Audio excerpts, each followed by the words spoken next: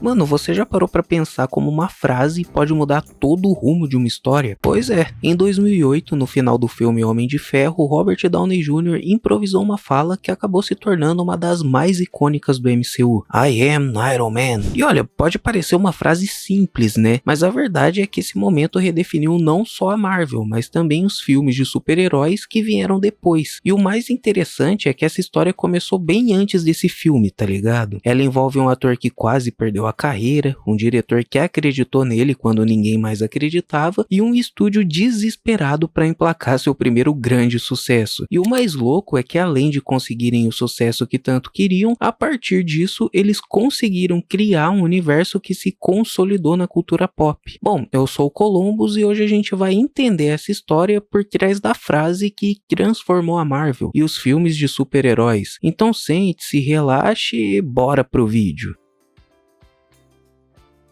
Antes da gente falar de Homem de Ferro, a gente precisa voltar um pouco no tempo e entender como estava o cenário dos filmes de super-heróis antes desse projeto ser lançado. Para isso, nós vamos voltar nos anos 90, quando a Marvel não era nem de longe esse gigante do cinema que a gente conhece hoje. Na verdade, a empresa estava praticamente falida e, para tentar sobreviver, começou a vender os direitos dos seus personagens para vários estúdios. Foi assim que o Homem-Aranha foi parar na Sony, o X-Men e o Quarteto Fantástico foram para Fox e até personagens menos conhecidos como Blade foram parar em outros estúdios. E agora um fato curioso, em 1998 Blade foi o primeiro herói da Marvel a realmente fazer sucesso no cinema. O filme foi produzido pela New Line e ninguém esperava nada dele, porque o personagem era quase desconhecido, mas por incrível que pareça, deu certo. E esse sucesso abriu portas para outras apostas, como X-Men de 2000 e Homem-Aranha de 2002. E esses dois projetos serviram para mostrar que os filmes de super-heróis podiam sim ser blockbusters, tendo uma boa recepção tanto do público quanto da crítica e, acima de tudo, gerando um bom retorno financeiro. Só que tem um detalhe, mesmo com todo esse sucesso, a Marvel em si não ganhava praticamente nada, porque os filmes pertenciam a outros estúdios. Foi aí que em 2005 a empresa decidiu arriscar tudo e criar seu próprio estúdio de cinema, a famosa Marvel Studios que a gente conhece e que hoje em dia pertence à Disney. E mano, olha a ousadia dos caras pra fazer o negócio acontecer. Para conseguir o dinheiro para o estúdio, eles pegaram um empréstimo gigantesco de mais de 500 milhões de dólares e como garantia deram os direitos de 10 personagens para o banco. Entre esses personagens estavam o Homem de Ferro, Capitão América, Thor, assim, praticamente a banca toda do MCU. Ou seja, naquele momento os caras estavam indo pro tudo ou nada, porque o projeto que ia definir o futuro da Marvel Studios no cinema era justamente o Homem de Ferro. Só que na época o Tony Stark não era nem de longe o personagem mais popular da empresa. Ele era praticamente um personagem de segunda linha, mas como os grandes nomes estavam presos em outros estúdios, foi com ele que a Marvel teve que arriscar. E dito isso, agora nós chegamos nele, né? O homem com a função de dar vida a esse personagem.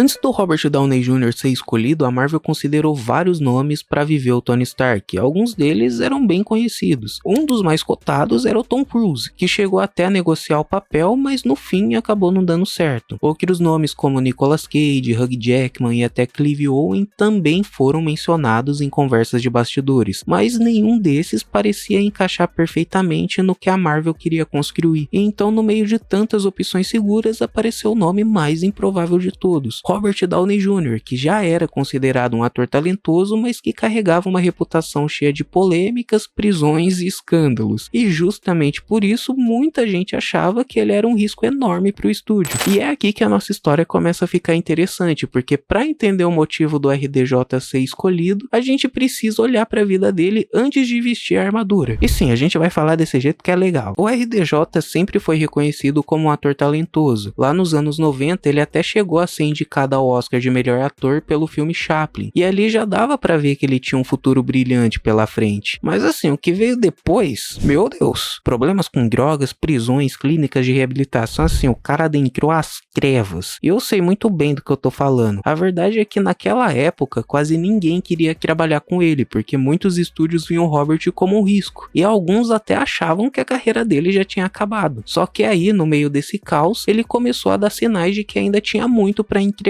trabalhar. Um bom exemplo disso é o filme Kiss Kiss Bang Bang de 2005. E sim, eu sei, o nome desse filme é ridículo. Mas nesse projeto o público viu de novo aquele lado sarcástico e rápido no improviso que o RDJ sempre teve. E eu também só queria fazer um adendo porque eu assisti esse filme para poder fazer esse vídeo. E se você gosta do Tony Stark, eu recomendo que você também assista, porque ele é basicamente um esboço do personagem. Só que, mano, eu não vou mentir pra vocês, não é nenhuma obra-prima, mas vale a pena assistir pela curiosidade de ver o Robert Downey Jr. praticamente ensaiando pro papel do Homem de Ferro. Mas voltando, foi justamente essa combinação de talento, carisma e um passado turbulento que chamou a atenção do Jon Favreau. O diretor acreditava que o RDJ não só poderia interpretar o personagem, mas que ele também era o único capaz de realmente ser o Tony Stark. E mano, convencer a Marvel não foi nada fácil, tá? Porque o estúdio viu o Robert como um risco enorme. Afinal, eles estavam colocando centenas de milhões de dólares logo no primeiro grande projeto deles. E se as coisas dessem errado, podia ser o fim do estúdio antes mesmo dele começar. Mas o Jon Favreau estava decidido. Para ele, o RDJ não só tinha o carisma perfeito, como também a vida dele refletia muita do próprio Tony Stark. Ambos eram pessoas geniais, cheios de altos e baixos, que precisavam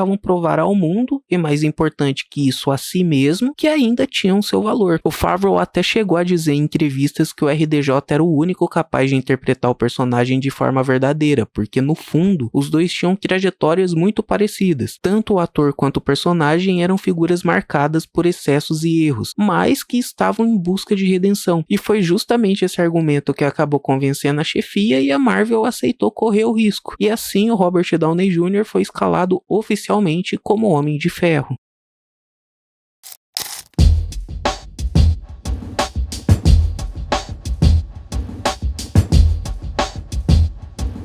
Quando as gravações de Homem de Ferro começaram, o clima era de pura incerteza, porque a Marvel estava colocando todas as fichas naquele filme, mas ao mesmo tempo ainda não tinha a estrutura de um grande estúdio de cinema. Esse era literalmente o primeiro grande projeto deles e tudo precisava dar certo. Um detalhe curioso é que quando as filmagens começaram, o roteiro ainda não estava totalmente finalizado. Muitas cenas eram apenas esboços com os diálogos ainda em aberto, e convenhamos que isso poderia ter sido um desastre, né? Mas acabou virando o grande diferencial do filme. O Jon Favreau sabia que para o filme dar certo, o projeto precisava de autenticidade, e por isso ele incentivava que os atores improvisassem durante as gravações. Ele queria que as interações parecessem reais, como se fossem uma conversa espontânea e não um texto ensaiado, sabe? E aí entra o RDJ, que aproveitou essa liberdade com ideias próprias, dando um tom completamente novo e autêntico pro Tony Stark. Desde o início dava pra ver que o Robert estava muito à vontade naquele papel, porque ele quase nunca se limitava ao que estava escrito no roteiro. Era comum ele inventar falas na hora e até mudar a entonação de algumas cenas só pra ver como que o negócio ficava. Um bom exemplo disso é a química dele com a Gwyneth Paltrow. Eu acho que é desse jeito que se pronuncia, se não for, meu irmão, agora passou a ser.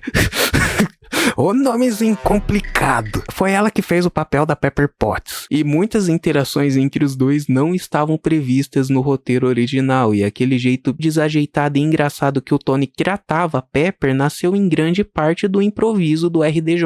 Outro detalhe é que o set não se parecia em nada com uma filmagem tradicional, porque o Favreau incentivava que a equipe experimentasse durante as gravações. E o resultado dessa liberdade criativa é que várias cenas que hoje parecem perfeitamente planejadas, na verdade surgiram de momentos improvisados. E é assim que nós chegamos no desfecho do filme, onde a cena final tinha várias versões possíveis. No roteiro original estava indicado que o Tony deveria negar seu Homem de Ferro, mantendo a identidade secreta, como já era de praxe em filmes de super-heróis, né? Mas durante a gravação o Robert simplesmente soltou: "Eu sou o Homem de Ferro". E aquilo foi tão inesperado que o Favreau adorou e decidiu manter no corte final. E o que poderia ter sido só uma brincadeira acabou virando o ponto mais marcante do filme e também um divisor de águas para o futuro do estúdio. Deixa no vídeo esse arroto. Então o que eu quero mostrar com esse vídeo é que esse improviso foi sim extremamente importante não só para o futuro da Marvel, mas também para o gênero de super-heróis como um todo. E no fim das contas essa frase funcionou porque veio de um ator que colocava muito de si mesmo no personagem. O Robert Downey Jr. não só interpretava o Tony, ele praticamente era o Tony Stark. E foi justamente essa mistura de improviso e experiência de vida que trouxe para Marvel a autenticidade que eles precisavam naquele momento. E a partir dali o estúdio percebeu percebeu que eles não precisavam seguir aquela fórmula das identidades secretas para um filme de herói dar certo. O sucesso do Homem de Ferro abriu espaço para um novo jeito de contar histórias, né? Com heróis mais humanos, cheios de falhas, mas que não tinham medo de mostrar quem eles eram. E foi justamente isso que acabou conquistando o público e pavimentando o caminho para o que o MCU se tornaria mais tarde. Assim, tá certo que em alguns momentos eles cagaram com força, né? Mas é aquele negócio. No dia que você fizer um filme e conseguir quebrar o recorde de bilheteria, aí você fala alguma coisa. Até lá, meu irmão, só baixa a bola e segue o feeling. Mas então é isso, deixa aí nos comentários sua cena favorita de Homem de Ferro ou de qualquer outro filme da Marvel que você curte. Uma que eu acho da hora é aquela do Capitão América que ele fala que entendeu a referência. Eu acho engraçado, tá ligado? Porque ele pega, aponta o dedinho e fala assim: eu entendi a referência, eu sou o Homem de Ferro. Não, Steve Rogers. Bom, se você gostou, não se esquece de deixar aquele like e de se inscrever no canal. Muito obrigado por assistir até aqui e a gente se vê no meu próximo vídeo.